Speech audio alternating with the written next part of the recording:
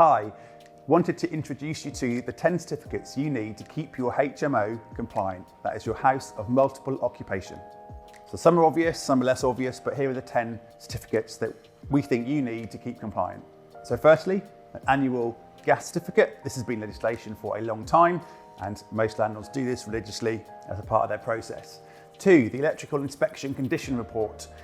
This has always been mandatory for HMOs, and it became mandatory for non-HMOs a couple of years ago.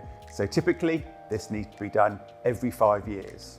The energy performance certificate, this is renewed every 10 years, and there's current legislation in place to say it needs to be to a minimum of a letter E, and that is due to change to get more efficient housing standards in the future.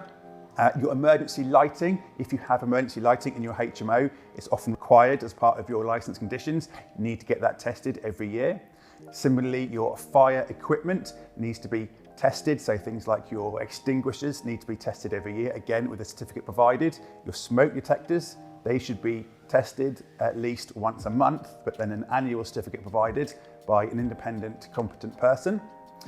Your portable appliances need to be tested to make sure they are safe, and the way to do this is with an electrician and a portable appliance test. It's recommended that every house has a Legionella's assessment done on it, at least annually, to make sure that your water supply in your house is free from the risk of Legionellas. And your HMO licence, now this covers all the conditions that you need to adhere to operate a HMO. There's lots of conditions in that licence, and you need to meet all of those, and your council will impose those conditions upon you. And finally, is your fire risk assessment. It needs to be done every year, and our recommendation is done by a competent fire risk assessor and professional person. It will identify all the risks in the house that relate to fire and how to minimise those risks.